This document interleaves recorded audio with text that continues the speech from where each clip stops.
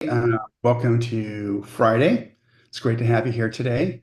On the Facebook side, Ashley, Angela, maybe possibly Lowell will be taking messages and bringing them across to the Zoom side so we can answer those or answer them on the Facebook side. So can't see you, but we know you're there and so much appreciate you being there. Today we have a phenomenal artist, Alison Pinto. Alison is from India, from Mumbai. She's a brand ambassador. She's a marvelous person. Enjoyed seeing her when I was in India. And today I think we're going to be mesmerized by what she does. Hello, Allison. Hi, John. It's such an honor to be back here again, and thank you so much for inviting me again. Uh, I look forward to doing a demonstration. Um, as you all know, I'm a slow painter, so I'll get right to it. And uh, I look forward to doing. Before you do that, Allison, Ethel, is there any type of slides you want to show of Allison, or would you go Yes, directly to? Okay. yes, we have some of Alison's latest art. We're doing a screen share now.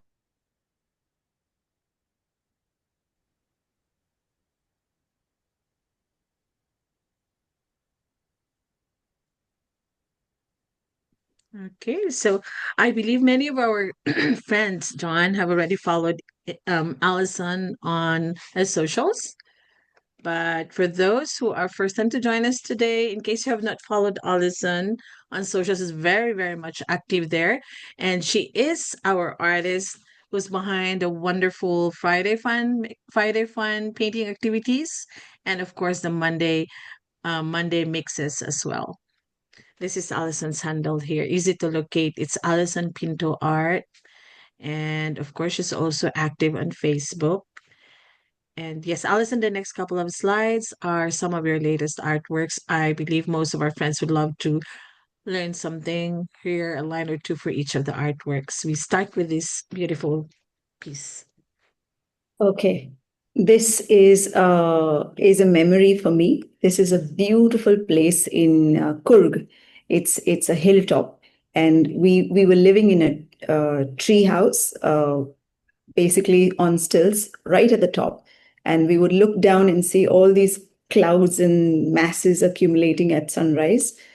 And I was trying to capture as many colors as I could. I think there's a lot of colors in here, and it's a special moment for me. Wonderful. The sea is something that I'm perpetually fascinated with. Not just to paint, I can spend hours and hours watching it and watching the patterns, watching how the spray happens when it splashes against the rocks.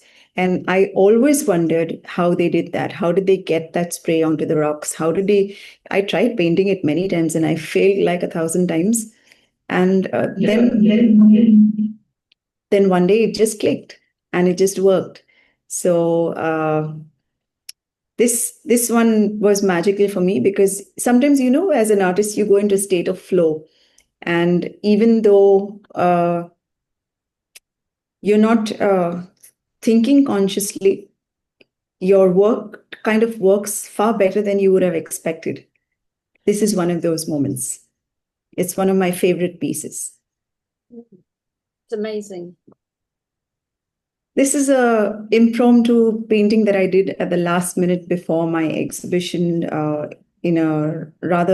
was offered a lovely space to do a very massive exhibition, large space, along with a lot of others. But my stall was gifted to me, and I wanted to fill it up. And this was something I did the night before at 3 a.m. morning, rushing. And the reason I was able to do this is because these are the colors that I know. These are the colors I'm familiar with. And it seemed effortless to put this together very, very quickly. This one is magical for me. It is from one of my earlier years, actually. And it sold before I finished the painting even. In this, there are myriads of colors. I'm not sure if you can see, there's an entire rainbow in here. And again, this one came out very spontaneous, very magically. And I think it won, yeah, it won a prize at one of our local artist centers here.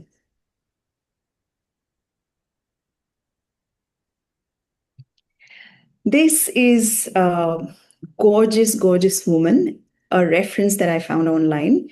And I've done this as a live demo for a company called Sketchy. And I've done a complete course teaching how to paint this. And I loved how she came out. I called her Golden Glow. And I wonder, maybe by looking at it, whether you agree that she is glowing golden. I love this piece and how it turned out for me. And Alison, that'll be all the the comments last one. here, many people are commenting how beautiful your paintings are. Okay. Thank That's you. the Thank last you. one. Okay. Thank you, Allison. You're So welcome. you can start anytime you like. Yes. So if you can switch cameras and welcome everybody to, I'm so fortunate to be doing a demonstration during World Watercolor Month. So Yay.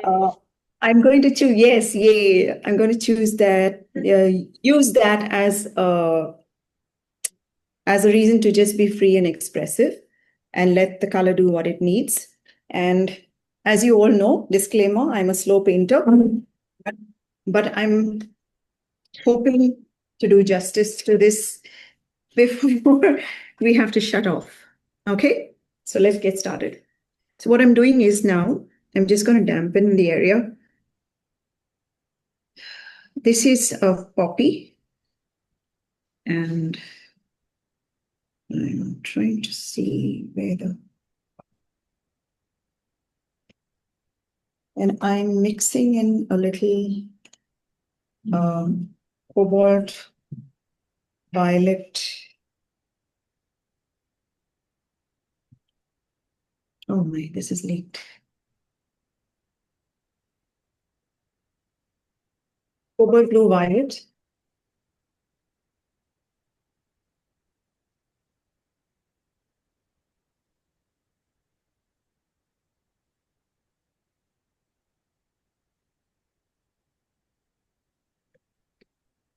Okay, here we go. So what I want to do is lay in a quick definition of an underpainting, so to speak. And I'm using cobalt violet I have taped this off over here with masking tape.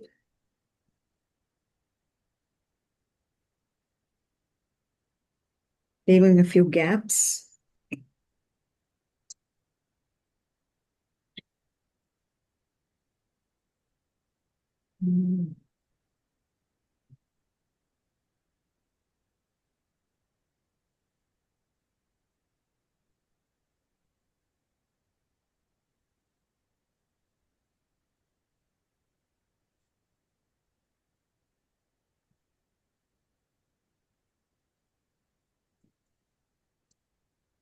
So the underpainting layer is just to give me a sense of the values, because the poppy has a lot of crinkled surfaces, and that can be quite challenging to paint, to be honest. So when you put an underlayer, it kind of gives you the freedom to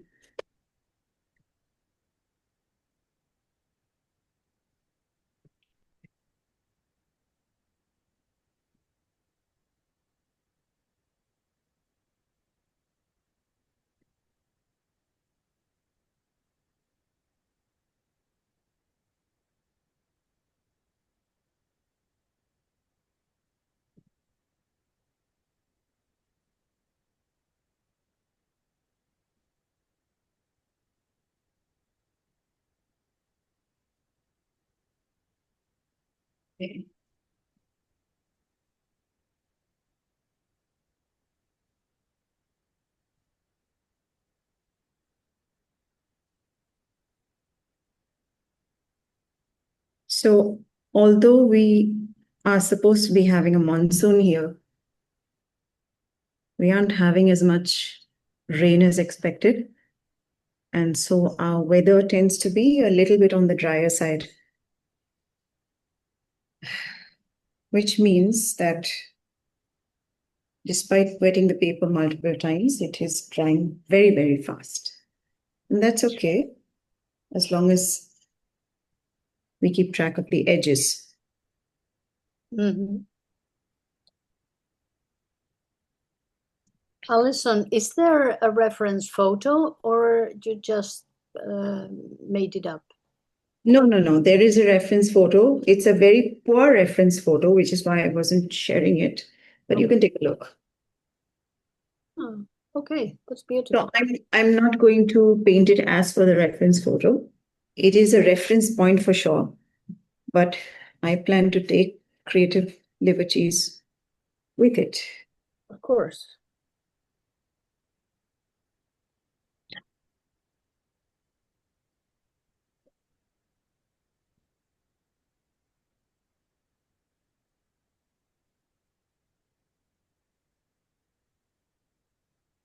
Why is the paint not going beyond the pencil boundary? Because you have wetted the entire surface. Who's asking that? This is Vijay here. Yeah. Why is it not going beyond the pencil boundary? Yes. Because I kind of have experience of applying it in a way that it doesn't spread. Sometimes it does. It's just watercolor. It moods. Sometimes it will work the way you hope, and sometimes it won't. עזרתי לך, למה אתה הולך?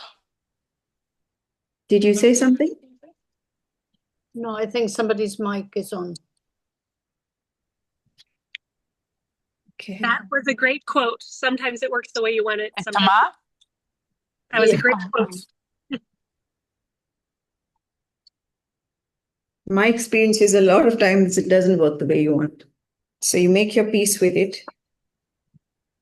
And since it's World Watercolor Month, you might as well just enjoy it, whatever it does.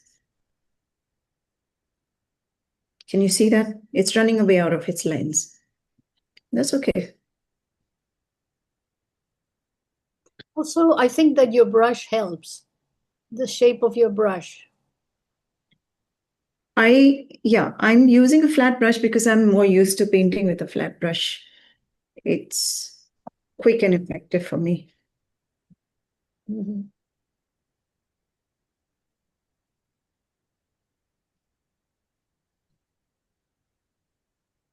Is this arch paper?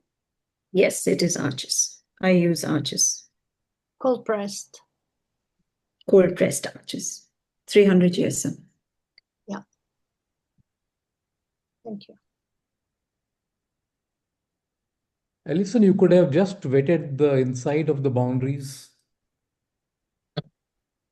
Who is this? Vijay again. What do you mean wet inside the boundaries? That means don't apply the water brush all over the paper. Just apply it with a smaller brush inside the boundaries, just the flower area, not the area outside. Oh, I'm quite happy with it as it is. Thank you. Okay.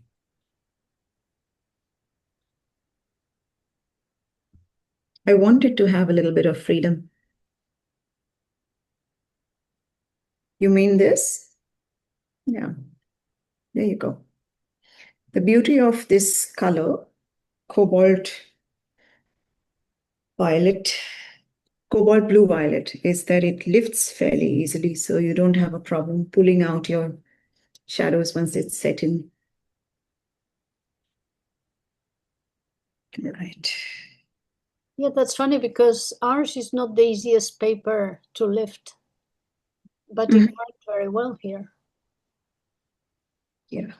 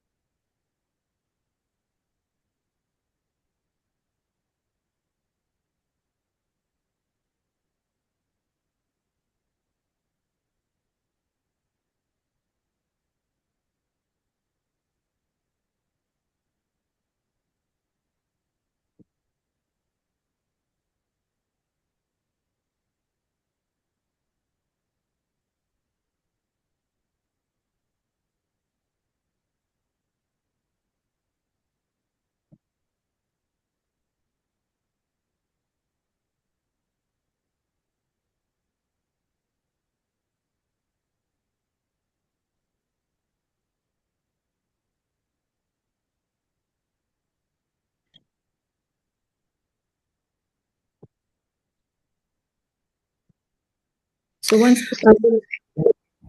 then I have a question. Did you use masking fluid in the center of the flower? no, I have actually put masking tape, something like this. Oh, okay.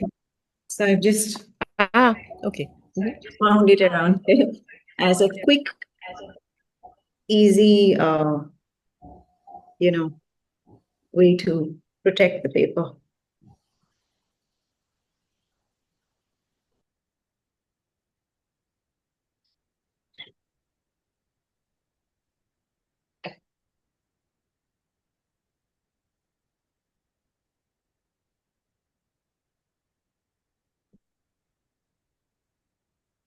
Okay. For the most part,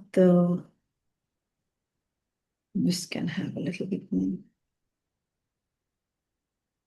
Actually, let me dry this out so it's.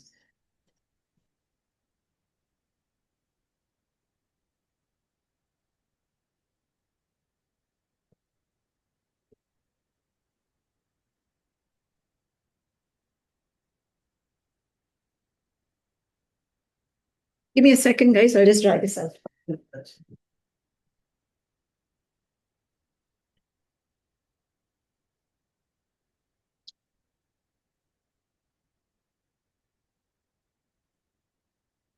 The hairdryer is the same color as the flower. Almost.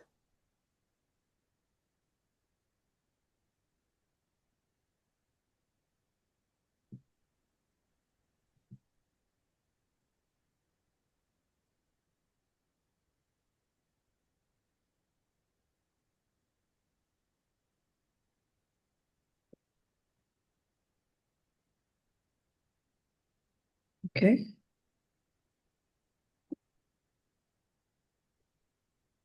That's okay. Right.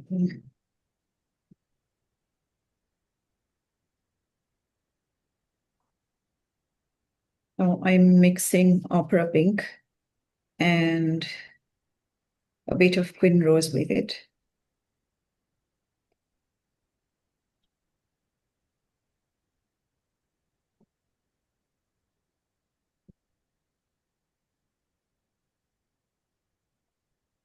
Before I do that,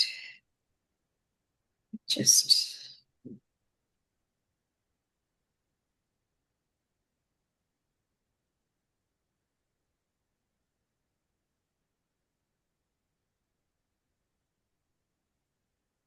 now with cobalt violet, you've got to be careful when rewetting. It's like a sensitive child. You touch it too much, it starts interacting or throwing a bit of a tantrum. Mhm. It's a lovely color, but you have to handle it with a little bit of care. Just dab that on. I should wet it here this time.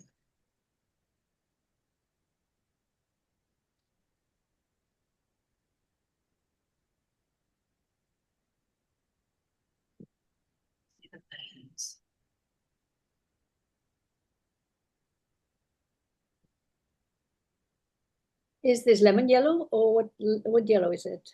It's azo, Ah. and I've mixed in maybe a tiny dash of gamboge. Uh-huh.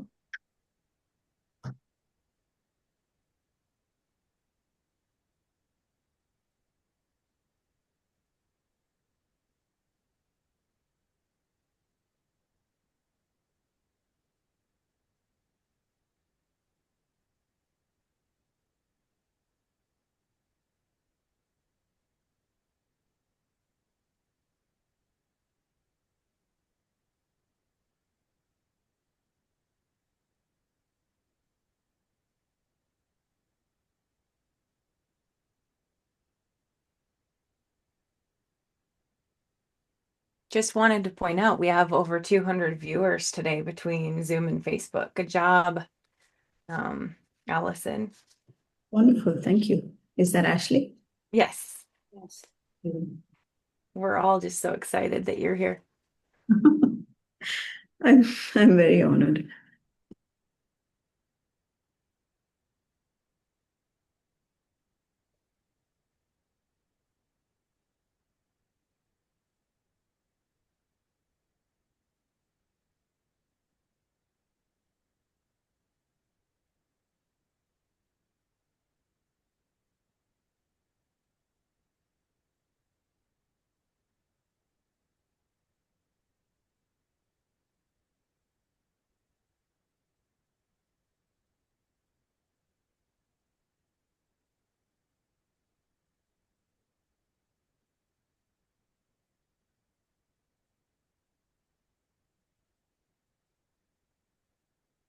I was kind of hoping to do a pre-preparation and come in with a little bit already done so that you could see the completed work, but Listen, you still have over half an hour, a little bit over half an hour. So yeah, I know. there's plenty of Let's see how that goes. yeah.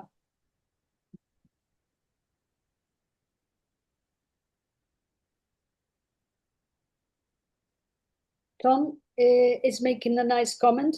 He says in Facebook, he says, I've never been into painting close-up florals, but after watching this demonstration, I think my next painting will be a floral.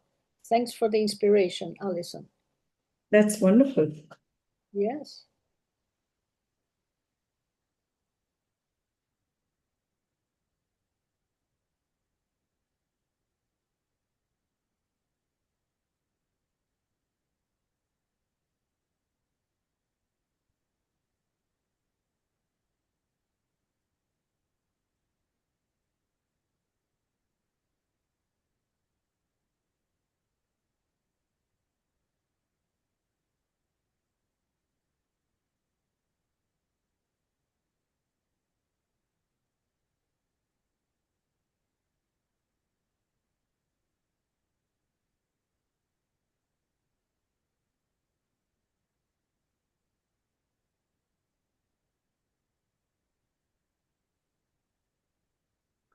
We have another comment in Zoom. Roberta says, thank you, Alison, for explaining to everyone how dry it has been where you live. That can influence the number of times you need to apply water to the paper. It is also important to show us your slow technique because botanical art and botanical illustration is a scientific art that can take many days to complete. It is a lesson of patience. So there you go. Thank you, Angela. That's so encouraging. Mm.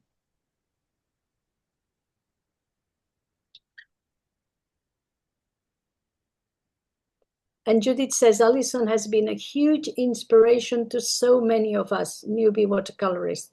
Forever grateful for her mentorship. Thank you, Judith. I'm so glad you could join. I'm really happy.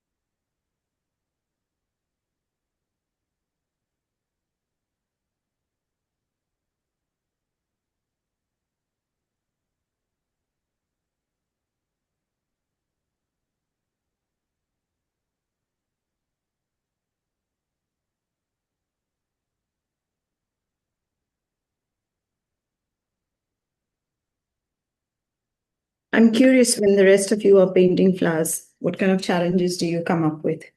Do you come up against? Anyone on the Zoom wants to share? Yeah, maybe someone would like to share what challenges you face when you're painting flowers.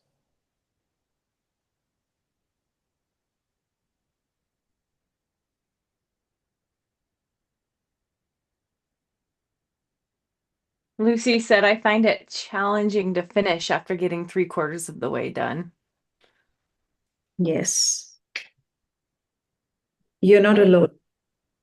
I think that's my challenge too, is like hitting that kind of ugly phase and then not knowing what to do next. What would you say, what would you say your advice would be for those of us who kind of get to that place where you just don't really know where to take it next? What do you do? I deal with that all the time. I tire easily, quite frankly. So after a certain point, I feel completely saturated. So for me to be able to paint continuously for an hour without a break is unusual because, like I said, I tire very easily. So what I do is I take breaks. I usually take a break every 15 minutes or so, a short break. It'll usually be something like make a cup of tea or do a little jig with some music. It wakes you up. And then, of course, it all comes down to discipline. No replacement for that. Buffy asks, choosing shadow colors, and there's actually a few questions about shadows. So Buffy said, can you please share if you have any advice? For instance, do you use complement colors for shadows or a specific color? The line went off when you said, do you use what? Do you use complementary colors or specific color? No, I'm not too fussy about using complementary colors. I usually do something like this where I work out my colors beforehand. I'll have a ton of papers like this where I'm constantly mixing, and I try to see how they mix with each other and how they interact and what do they do. And you'll be seeing I've done 4 different mixes with 4 different shades to get what I wanted. Even for the greens, there's like this many different mixes. So that's essentially how I handle it, is trying to pick the colors that resonate with me and seeing how well they mix. And so you do pre-swatch, you swatch first before the painting, before the final. Yes. Very good tip. And someone has challenge contours. Carol she mentioned challenge contours. What does that mean? The contours are her challenge. The edges, let's say. The edges are a challenge. That's usually a challenge when we are a bit impatient. Okay. And if you're impatient, choose subjects that are more aligned with your patience level, honestly. Because, like this lovely person on Facebook said, botanical art takes a lot of patience and it takes time and it can't be rushed. So, if you're in a rush, it wouldn't work for you as well. So, contours, you have to take care, and you can only take care if you're being patient. Uh-huh.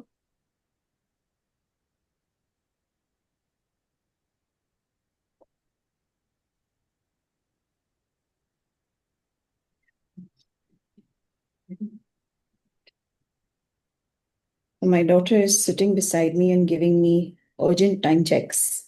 Like, Mama, hurry up. You're too slow. No, come on. You're doing fantastic. So Yes, but I was kind of hoping to finish the painting. If I don't, I will show you all what I did finish, and you can have a sense of what it would look like. of course. Don't feel any pressure, please. So what Carol is explaining a bit better, she says, to clarify it about my challenge is getting the contours as the petals deep down into the stamen. That's where she has the challenge. Maybe a particular part of the flower. You're talking about drawing them out, Carol? Probably watercolor. If you're focused on your drawing well enough, then you won't have too much of a challenge when it comes to the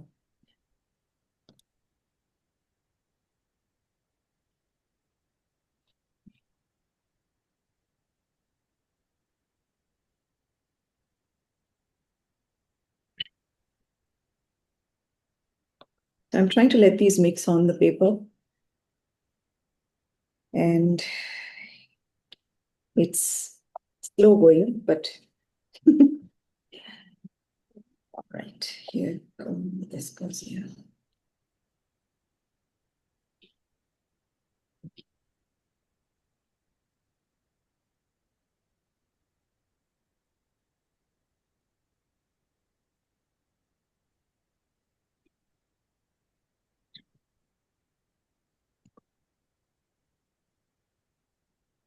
Anzula is from Greece. I think it's a Greek name. She says, keeping track of the petals as you go, I get mixed up as to which is which because there are so many. Yeah. Yes, that's what I'm doing. If you see, I'm constantly pointing because I'm trying to refocus my brain into recognizing which curve exactly I'm looking at in the reference.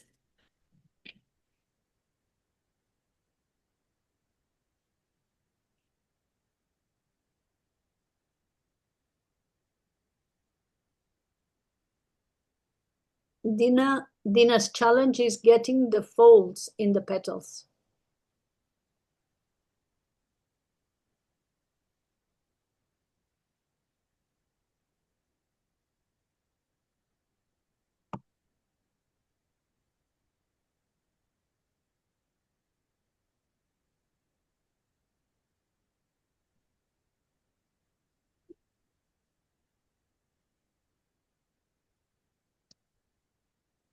Mhm. Mm.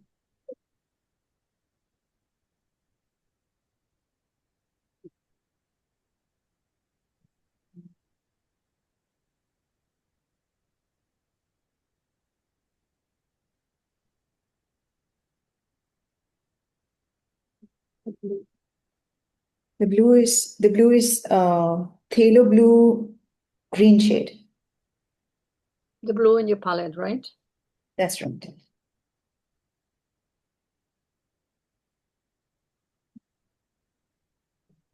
So you mix it with the pinks and it creates such a lovely juicy shade. Really, yes.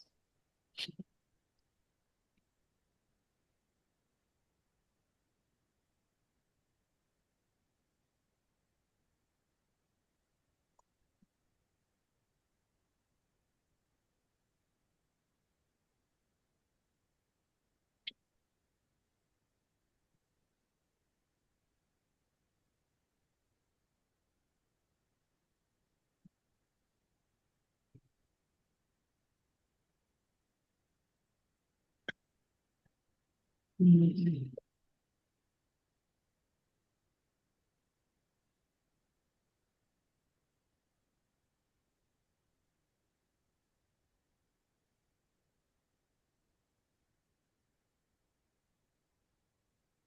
To produce this beautiful purple, you use the phthalo blue. Yeah? Phthalo blue green shade. Yeah, it's And beautiful. I used the pinks, Yeah, both the pink, opera and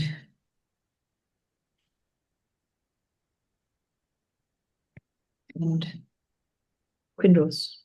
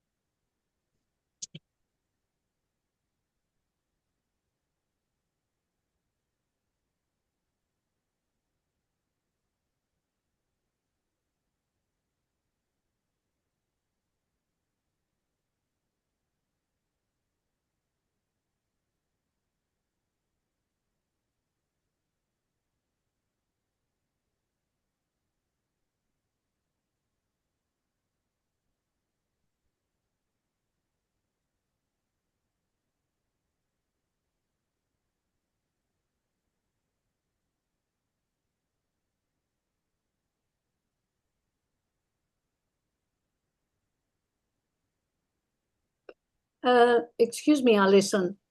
Yes. Harinakshi, is that an Indian name? Harinakshi? Yes, that's a friend of mine. Okay. Then she says, I think it's a woman, right? Yes. She says, the cup shape of the poppy is showing up so well. Thank you, Harry. 2 questions from Facebook. What is the consistency of the paint on your brush now? And is the paper wet? I'm wetting it as I go.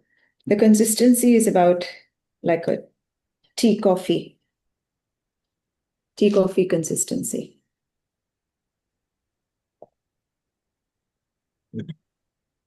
The only difference is I'm using it almost dry. I'm not, I'm not loading my brush heavily. So that helps a little bit.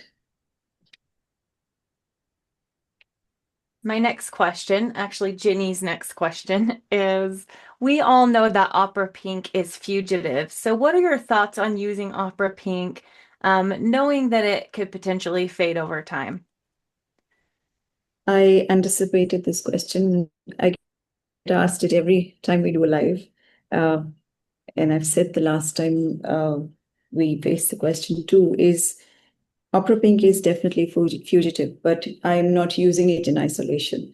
I'm using it with the other pinks. So while a certain amount of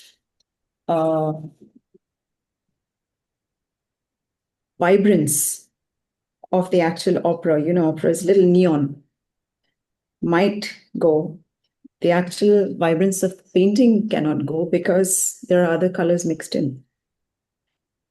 Yeah, it has another pigment inside. It has pigment with it, yes. Perfect answer. Love it. Yeah.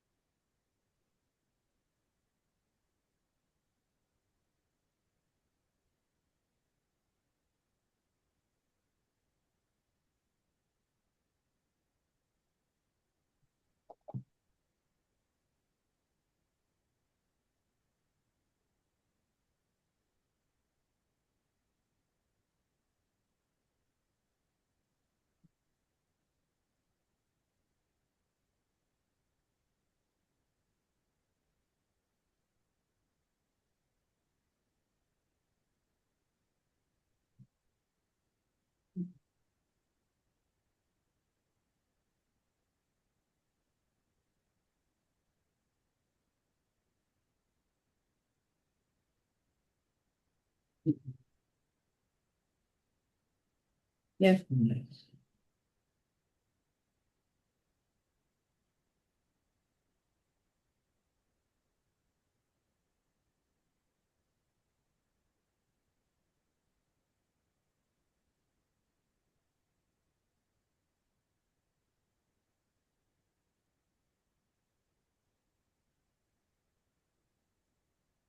Amurata is asking, which flat brush are you using? This is out of stock now. This is a silver brush, angular. It's called a natural, but it's no longer in stock. Okay. Thank you.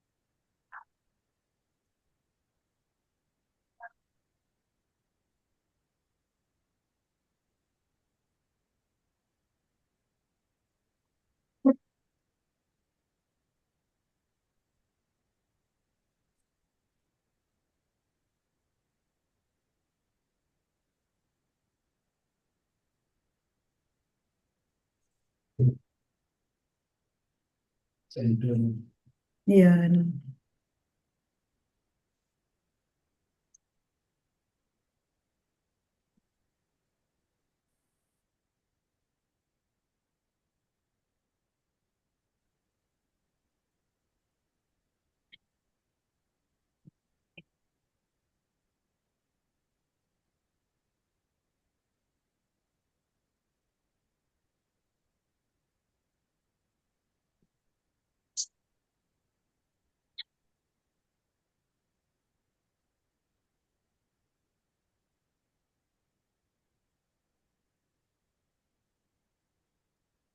Nicola mentions in Facebook, it's mesmerizing watching this beautiful flower emerge. I love it. Thank you. I'm so glad. Yeah, Because I'm a little worried that I won't finish. well, there's no hurry to finish it. You can show us the end result tomorrow or any other day when you finish it. Yes. We love to see your process. That's more important.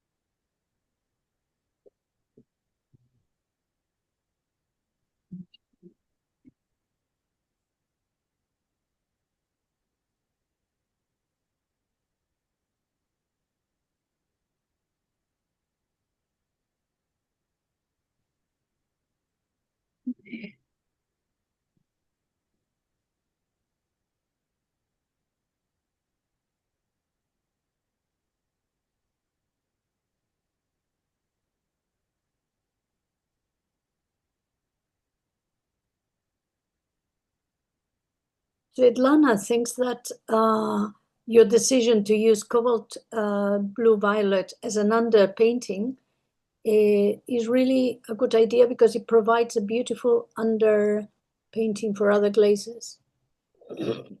Excuse me.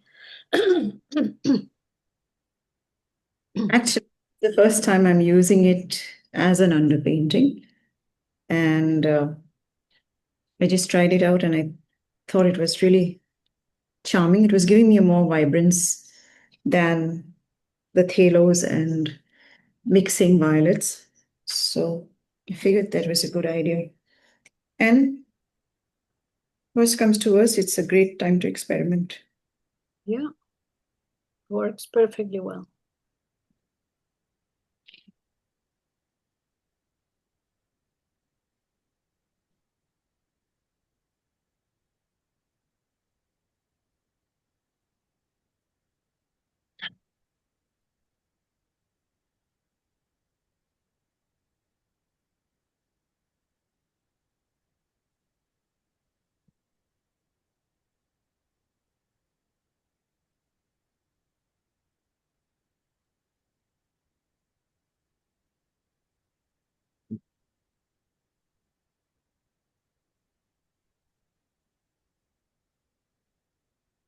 Alison, maybe because we have 5 minutes left or whatever, but it would be interesting to see how you address, the part that you covered in the center. Yeah, I just want to get in these darks first because the poppy is kind of incomplete Of course. with darks. Yes, absolutely. It really pops. Mm.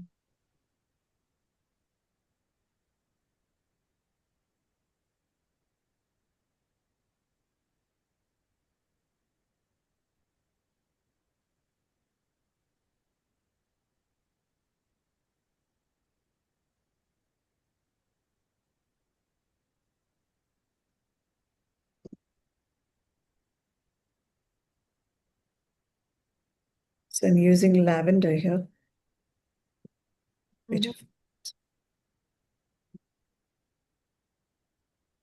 mixed with the phthalo blue. Yeah. Gorgeous. Yeah.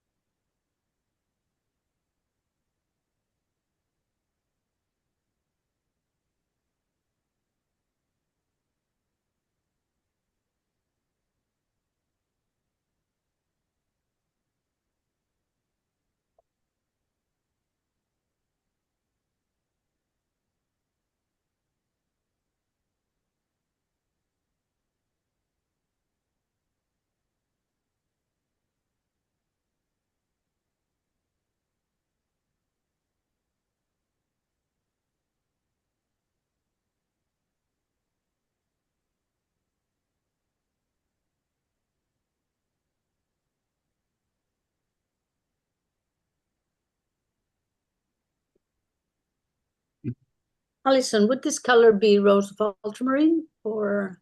Yes, that's right. Okay.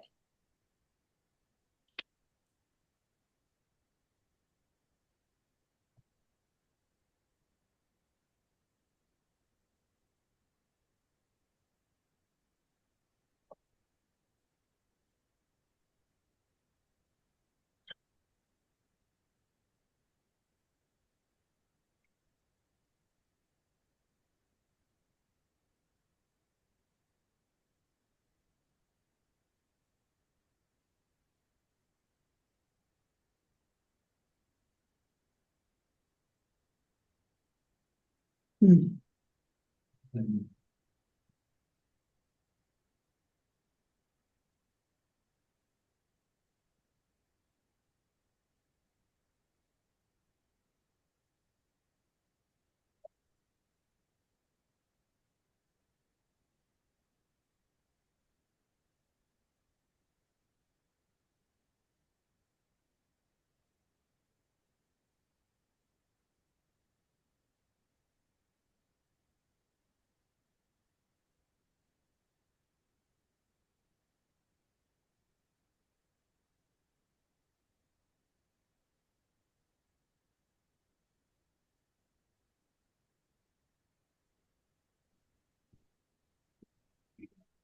Hmm?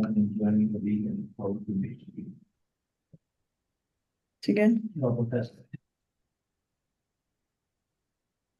Said what?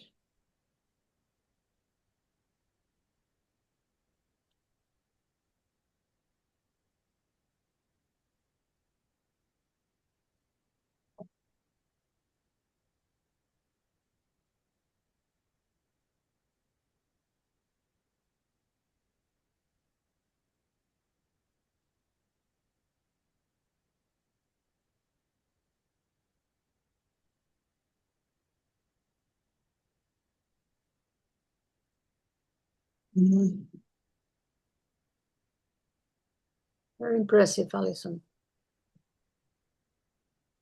Thank you.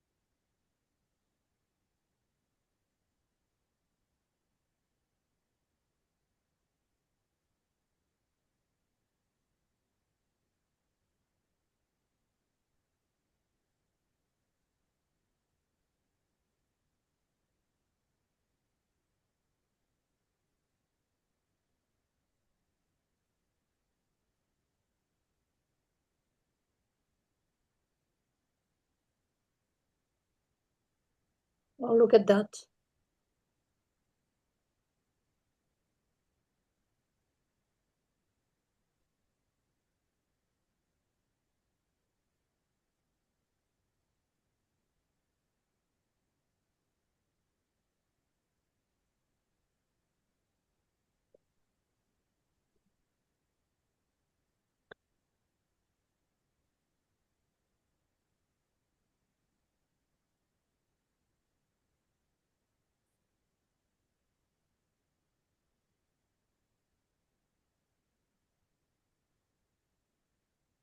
Wow, truly beautiful. Thank you Thank for you. sharing that with us.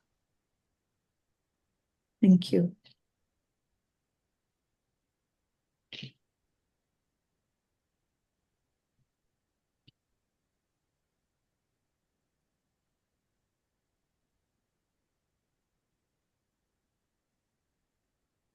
Okay, how are we doing for time? Now it's actually past the hour, so Okay. you can always please send us or share your finished painting, but it's already looking marvelous. Thank you. So just to tell you guys what I would do next quickly, I'll just show you what I've done earlier. So this is the finished piece. Uh-huh. And what I've done is after I finish this area, I've taken a darker shade of rose of ultramarine, made these little dark dots, taken a little white and highlighted some of them, drawn in a few lines. Mm. Then for the buds, I've used cobalt teal and lavender, a little bit of buff titanium, and I think our new color, Jaune Brilliant 1. Yes.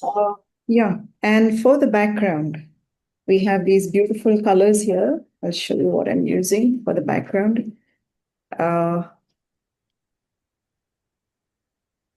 Mayan dark blue and Perylene green. Oh, yes. For the background. So you can see the gorgeous effects that comes because of the Mayan. Gorgeous, absolutely gorgeous. Thank you. Thank you so much. Thank you all for joining me, and I hope you learned something and enjoyed the session as well. That's fantastic, Alison. Thank you very much. Thank you. Alison. Thank Absolutely. you so much. Wonderful. Thank Quite you so beautiful. much. Thank you. Awe. I'm in awe. And you'll post it for us? Yes, I will. Thank you Definitely. so much. All All right. right, everybody. Thank you so much. Thank you for joining Thank you, today. Alison. Thank you, Alison. It was beautiful Thank watch your work. And see you all next Thursday, I hope. Bye-bye, everybody. Wish you a great weekend. Enjoy the weekend. Bye-bye. Good Full weekend. week.